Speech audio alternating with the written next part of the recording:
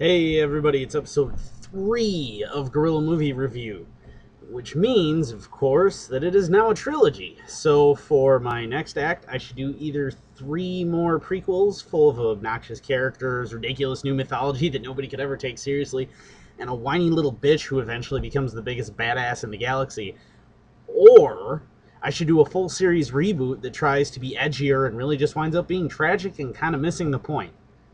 I'm not doing either. That would just be insane. I mean, who would ever think of doing that?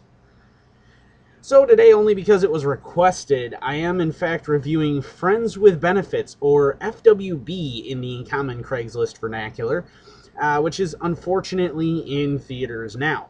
It stars Justin Timberlake of boy band pedigree and Mila Kunis, who has progressed her career nicely beyond smoking pot in 1970s Wisconsin. It's directed and produced by Will Gluck, who also co-wrote the screenplay. Gluck?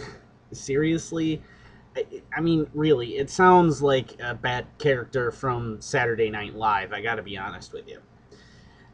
Anyway, Gluck has also directed and produced, presumably because nobody else will touch his shit, such hits as last year's Easy A and 2009's Fired Up. Now, the plot of the film is as extraordinarily simple as it is wholly unbelievable. Two friends, Timberlake and Kunis, are sick of their sexless lives and decide to do the carpet layers dance together with no strings attached. This no strings attached arrangement predictably doesn't last, however, and we wind up with a typical and obnoxious romantic comedy. I seem to remember seeing something with a no strings attached sex arrangement in it recently. Now, from the get-go, the trailer is absurd. You honestly want me to believe that these two people find trouble when they want to find casual sex? I mean, the way one looks makes many a man cream in their drawers, and the other is fucking Mila Kunis. I personally know no fewer than 5 people who would murder an old woman with a soup spoon in front of their own mothers for a single night with Mila Kunis. I'm sure Justin Timberlake could have anyone he wanted as well, as long as he was in Chelsea or San Francisco. So anyway, already we're off to a bad start here.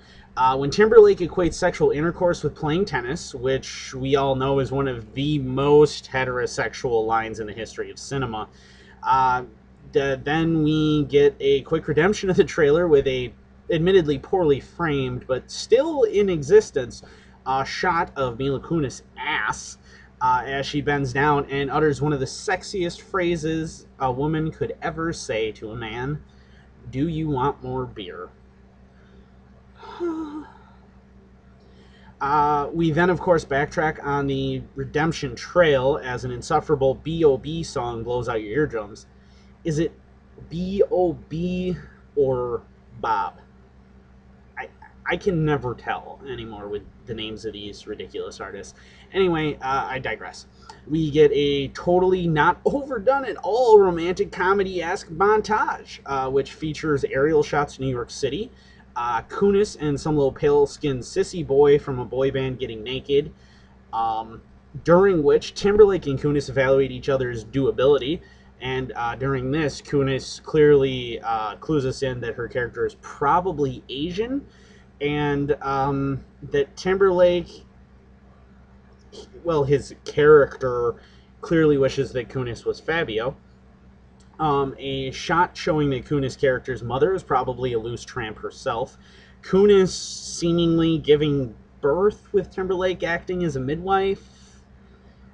Timberlake having a candid discussion on a park bench with Woody Harrelson, where he refers to Harrelson as a woman's undergarment, and then tries not to openly check out the pair of muscular men who are jogging behind them. Then he also complains that Kunis doesn't have a penis, predictably. Some totally heterosexual celebration dance that appears to indicate watching football is as much foreplay for these two as it is for a pair of trailer park Guidos. Kunis sounding disgustingly like a middle-aged suburban housewife, while Timberlake makes me want to never listen to one of my beloved childhood anthems again. And in case you're like multiple dimwits on the web who I've seen that needed to ask, it's Semisonic's classic end of the night about to drunkenly go home and bone a total stranger and then wind up with the clap anthem closing time, which then of course further renders it unplayable by it actually being played.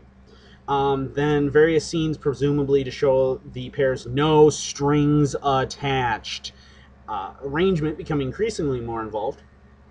Kunis performing what is quite possibly considered child abuse in multiple states. A bunch of people performing what I can only guess would be a thriller dance by a fountain.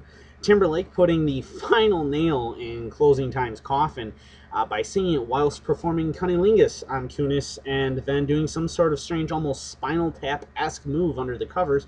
And all this is, of course, punctuated throughout the montage with assorted keywords and phrases that seem to have no strings attached to each other.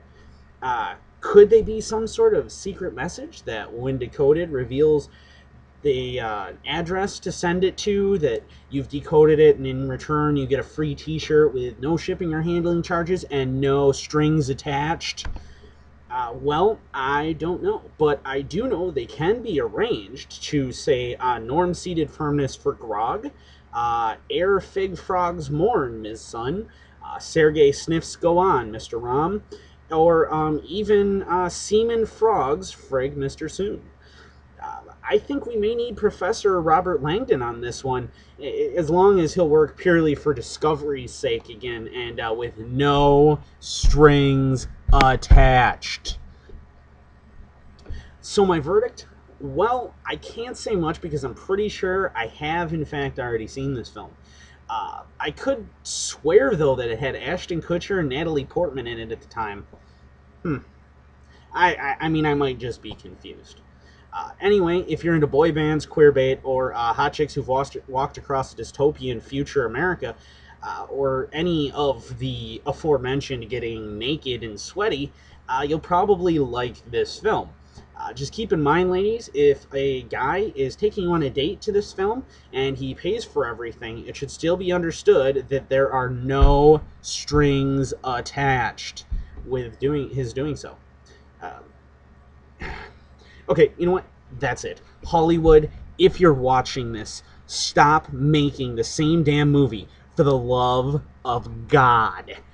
Enough is enough. I mean, people hated it the first time around, so you think maybe they'll like it the second time around? It's still totally ridiculous. You use beautiful people as an example of people who need to use their best friend to get casual sex.